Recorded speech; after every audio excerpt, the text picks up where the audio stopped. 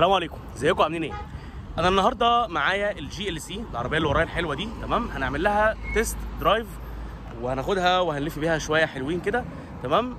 بس الهدف من الفيديو مش مجرد التيست درايف عشان نقول بقى العربيه حلوه والعربيه جميله وسحبها حلو وعفشتها ناعمه والكلام ده كله، تمام؟ لا، في قصه او موضوع مهم ورا العربيه دي او ورا التيست درايف بتاع العربيه دي، تمام؟ فتعالوا بقى اتفرجوا على الفيديو عشان تعرفوا الهدف الاساسي من التيست درايف بتاع العربيه دي.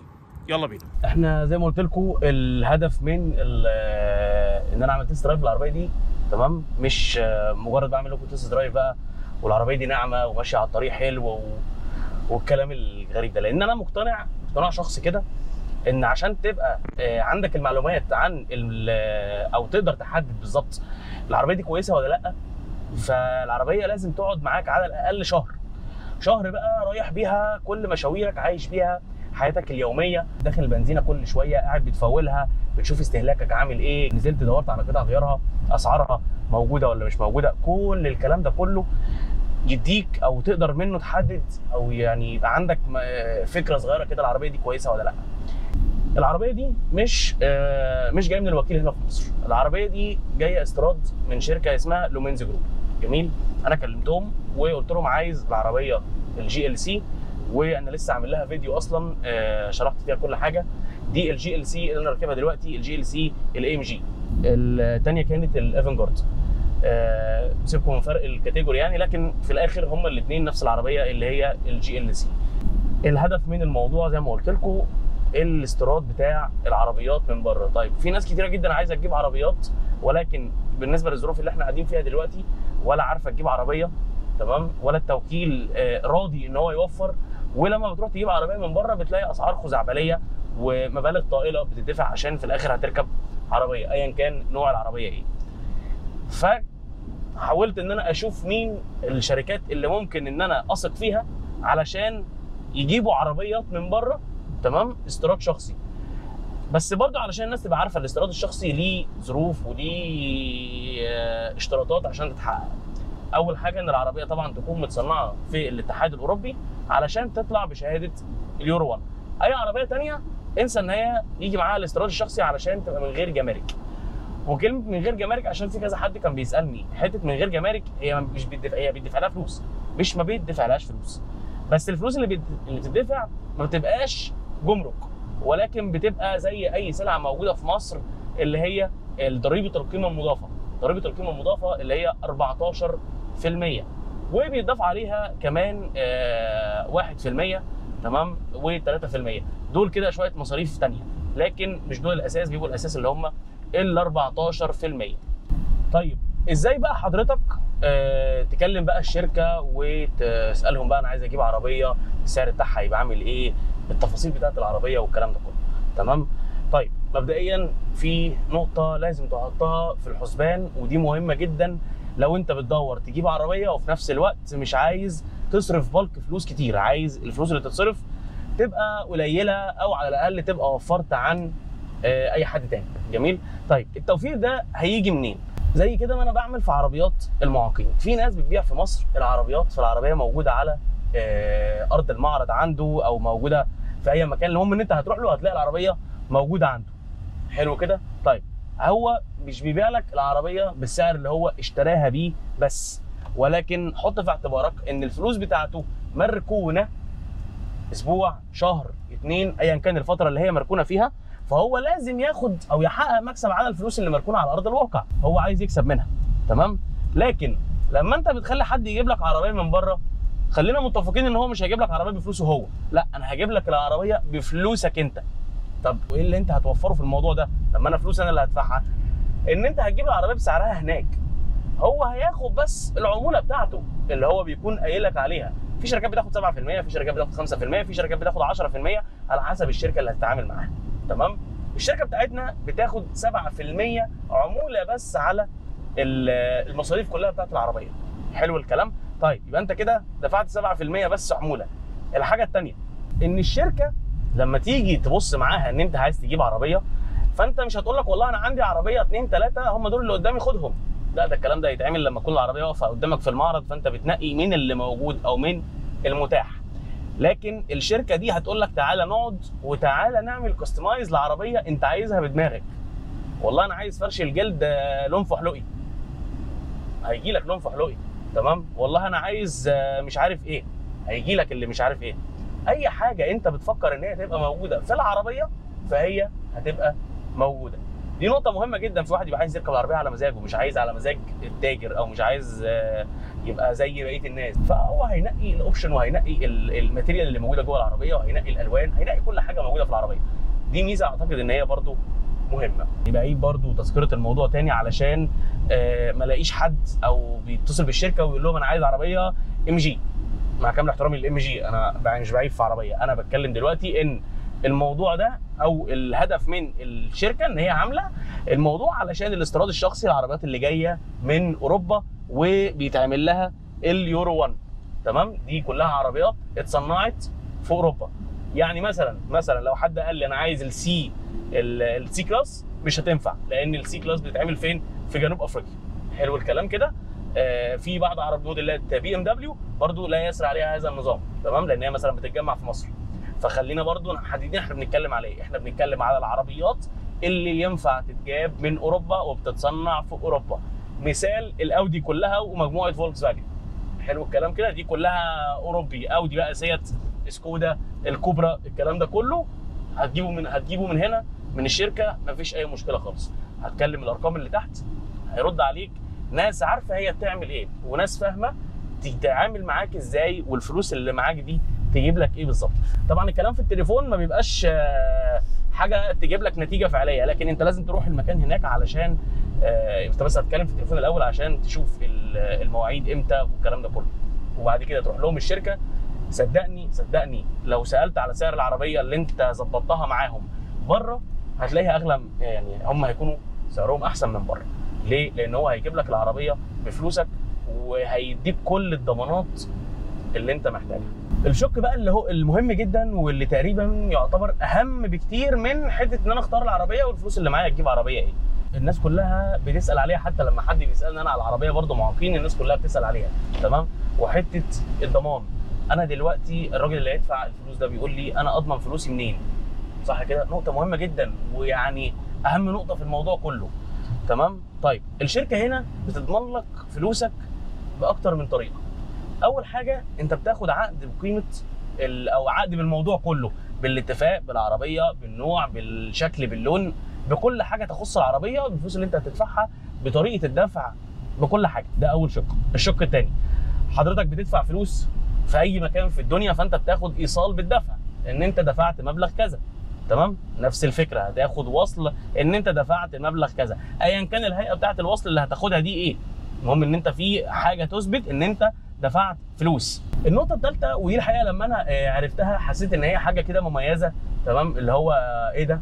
بتعملوها ازاي؟ يعني بصراحه عجبتني بصراحه، وفيها جرأه كده من الشخص اللي بيعملها.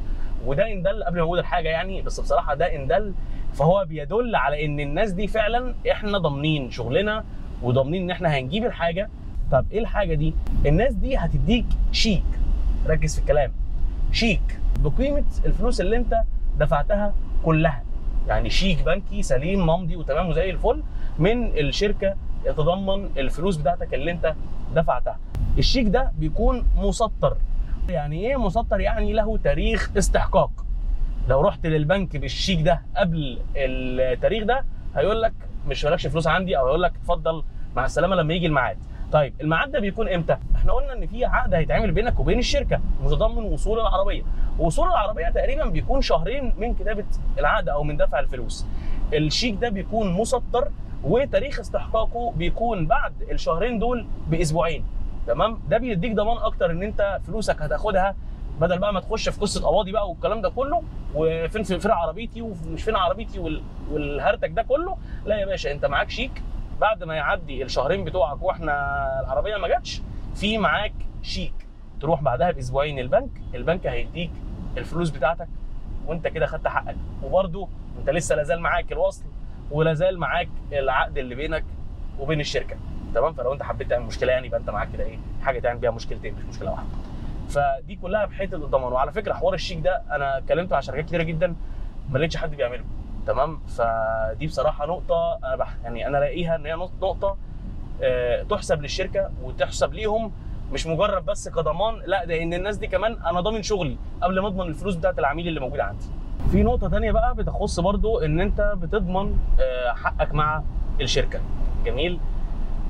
انت طبعا بتاخد لما بتيجي تعمل التعاقد وتستنى فتره كده لغايه لما يكلموك يقول لك والله العربيه اتشحنت على المركب. تمام. العربيه طبعا بيبقى متامن عليها، انت واخد تامين او بوليسه الشحن او بوليسه التامين على العربيه، عشان لا قدر الله لو حصل اي حاجه للمركب في الطريق فشركه التامين هي اللي بتتحمل التكلفه بالكامل. ده عادي وبيحصل في اي شركه. جميل. طيب المركب اتاخرت لاي ظرف كان، في شرط جزائي على الشركه بيتضمن 7% من قيمه الفاتوره او العقد بتاعك مع الشركه بالكامل في حاله ان العربيه اتاخرت او اتاخر وصولها عن الميعاد اللي متفق عليه في العقد ولو بيوم واحد. بيوم واحد، فانت ليك ان انت تطالب الشركه بالشرط الجزائي اللي هو 7%. ودي على فكره ناس كتير جدا برضو ما بتعملهاش. انا شفت شركات كتيره جدا في حوار الاستيراد، تمام، بما اني اصلا شغال في الموضوع ده، لكن بالنسبه للمعاقين يعني فما لقيتش الشرط ده موجود. عايز اقول بقى حاجه في الموضوع ده كله كده اجمالا، تمام، عشان الموضوع ده يعتبر مرعب لناس كتير. الرعب بيتضمن ان انت هتحط فلوس او هتدي فلوس وانت بتتكلم في مبلغ، يعني بسم الله الرحمن الرحيم، عشان تجيب اقل عربيه دلوقتي انت بتتكلم في مش هنقول اقل من 2 مليون مثلا، مفيش كمان 2 مليون، يعني 2 مليون 600 الف، تمام، عشان تجيب لك عربيه استيراد من بره، تمام، عشان تقول انا معايا عربيه استوردت عربيه، فانت يا دوبك ال 2 مليون ونص يعني. فانت بتتكلم في رقم هو ما بقاش ذو قيمه دلوقتي، ولكن هو رقم برضه، لا زال الرقم ده بالنسبه لناس كتير جدا رقم كبير. تمام. اسمع مني واسمع من غيري، وقبل ما تحط اي فلوس في اي حته، تمام، لازم تكون متيقن 100% ان انت حاططها مع ناس امينه، علشان شقاك وتعب عمرك ما يروحش في الارض وما يروحش على الفاضي. وزي ما قلت لكم في الاول، انا اصلا الهدف بتاعي مش ان انا اطلع بقول العربيه دي حلوه، العربيه دي ناعمه، العربيه دي جميله وبتاع والكلام ده كله، بس بما اني بقى بعمل العربيه تست درايف، فيعني حرام يعني ان انا اقعد واخد العربيه رايح جاي، تمام، وما نقولش حاجه كلمه واحده عن العربيه، يعني حتى حرام في حقنا يعني. تمام. فانا عايز اقول بس حاجه صغيره. العربيه اللي انا صورتها الجي ال سي اللي هي ال 200 برضو كانت فئه الايفنجارد بلس، لكن العربيه اللي معانا النهارده دي فئه الاي ام جي. العربيه بقى اللي انا راكبها دي، تمام، سعرها بيتراوح او يعني الرينج بتاعها يزيد بقى يقل على حسب انتوا فاهمين بقى الاوضاع عامله ازاي يعني، ولكن احنا بنتكلم مثلا في 3 مليون 900 الف. فتعالوا بقى نتكلم عن العربيه اللي انا راكبها. مبدئيا انا كمصطفى، يعني انا كمصطفى دي مالهاش علاقه باي حاجه خالص، يعني دي اقتناعات شخصيه.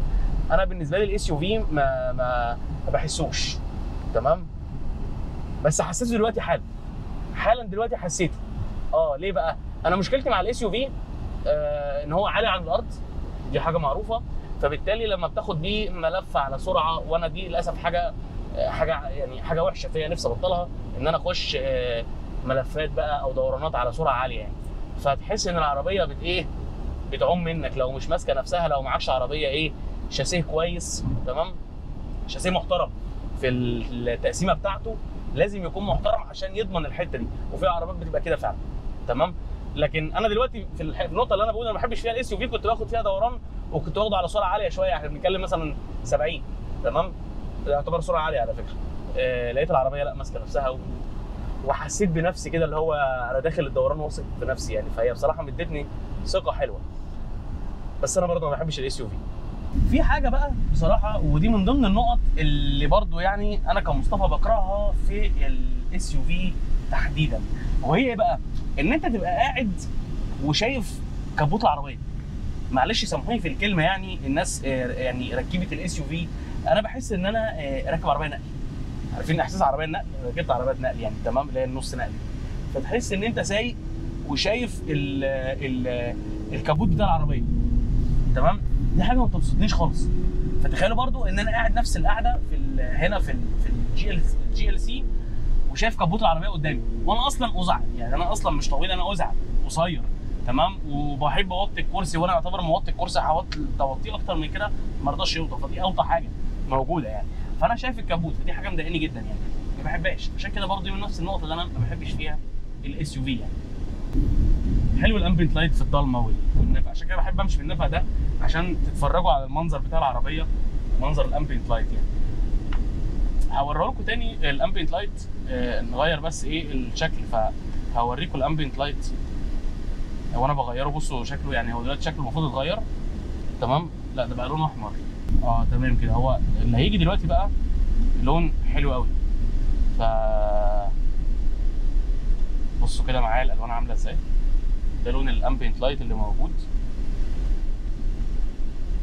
نعمل له لون تاني ده برضو. فهي العربيه دي حلوه قوي في الضلمه، حلوه في الضلمه دي. تبقى ماشي بيها كده بالليل وانت سايق، فالموضوع بيبقى لذيذ قوي. تبقى شايف الالوان بتاعت العربيه اللي موجوده في كل حته يعني، حتى كون ان هي موجوده على الهواءات بتاعت التكييف. في البيبان بتبقى واخده كذا منطقه تمام، بتبقى حوالين المنطقه دي، شكلها بيبقى حلو قوي. جميل الامبيانت لايت. منظومه بقى الموتور والفتيس والجو ده، انا بصراحه مش حاسس يعني، عكس بقى عربيات كتير ركبتها وسوقتها ولو مسافات بسيطه يعني، ولكن حته الفرق في النقل، نقل السرعات يعني تمام، مش حاسسها هنا يعني. حاسس العربيه لوحدها كده فتمام. بصوا انا مش حلو قوي في حته ايه ان انا اتكلم عن العربيه تيست درايف، لان ده حاجه انا مش مقتنع بيها بصراحه. عشان تتكلم عن العربيه لازم تكون عشت مع العربيه دي فتره معينه من الزمن، غير كده فانا حاسس ان انا يلا مش مشكله يعني. مثلا من النقط اللي انا ممكن افيدكم فيها فعلا في العربيه دي، من استعمالي الثلاث اربع ساعات اللي انا واخد العربيه فحت ردم وطالع نازل وبتاع، جميل. البتاع ده تقيل قوي، الكلاكس تقيل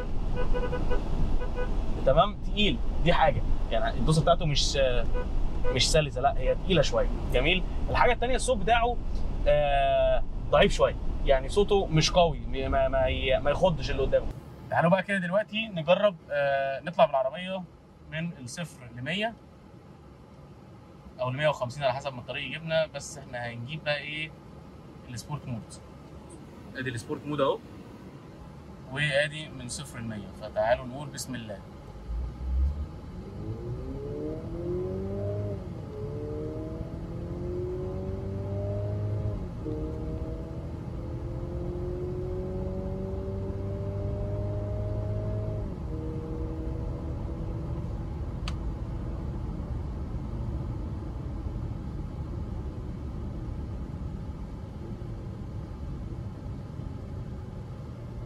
انا طبعا فراملها حلوه، فجربت الفرامل على اقصى درجه، مش اقصى درجه اسف يعني، جربتها على بس ايه حته صغيره كده، لان المسافه كانت قدامي كويسه يعني. بس تصراحه يعتبر كويس، ما مضايقنيش. نجرب بقى كده ايه، بس مش هقف خالص، هنبتدي كده من ال 35.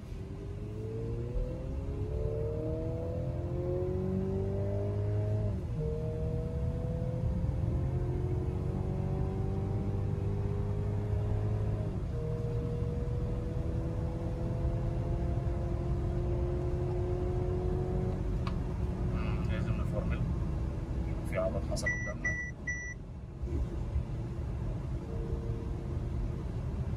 اللي حصل دلوقتي ان العربيه حست تقريبا بالعربيات اللي حواليا، فشدت الحزام عليا وادتني فايبريشن في الحزام وفايبريشن في الطاره. فيعني اللي هو ايه، خلي بالك انت بتعمل ايه يعني، ما تستهبلش، امشي عادل. فبصراحه انا بحب قوي الحاجات دي، بحس ان العربيه قلبها عليك، ودي حاجه كويسه على فكره.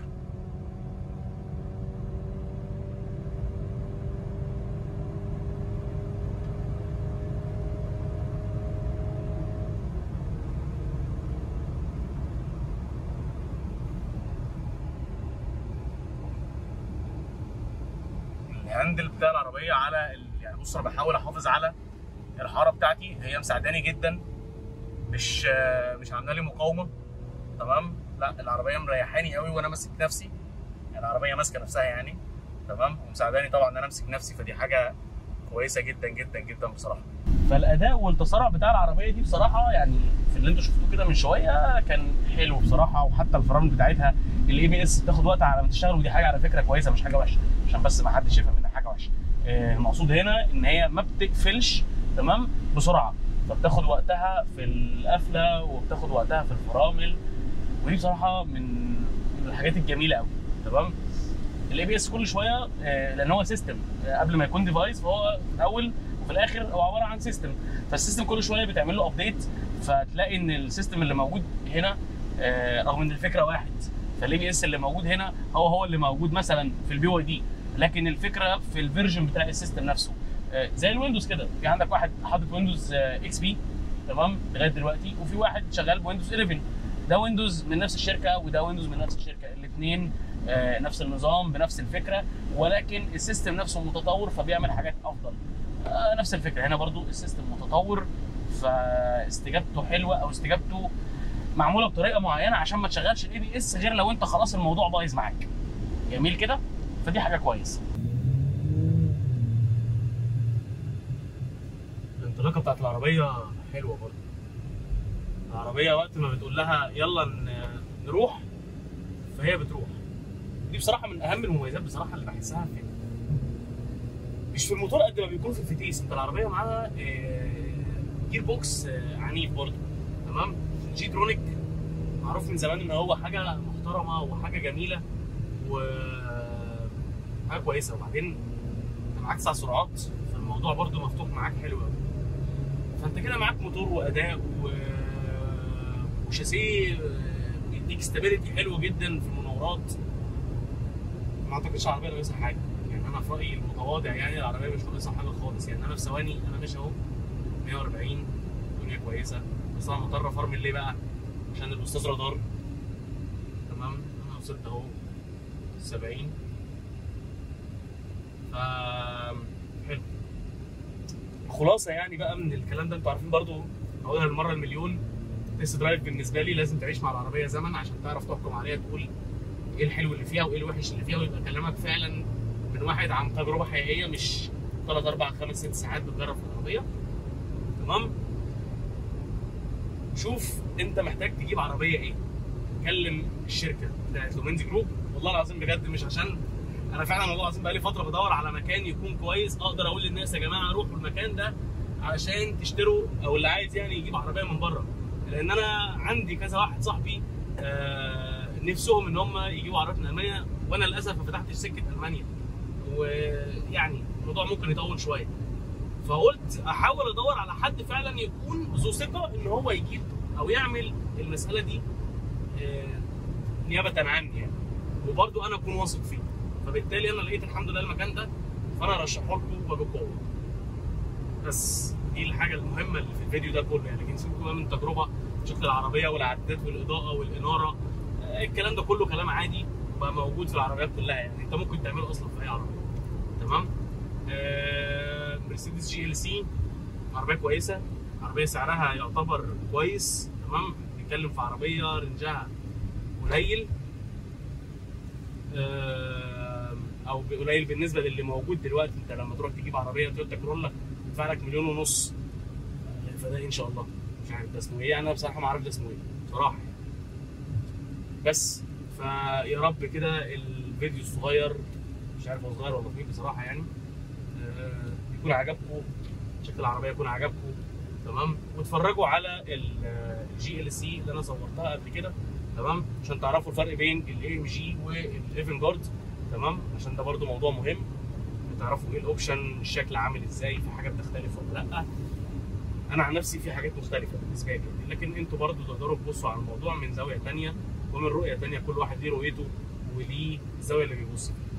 بس هسيب لكم الارقام والويب سايت والفيسبوك جروب او الصفحه بتاعت الفيسبوك، والارقام والعنوان بتاع شركه لومينز جروب عشان تكلموهم تسالوهم على اي حاجه من العربيات اللي هم بيجيبوها او بيعرضوها.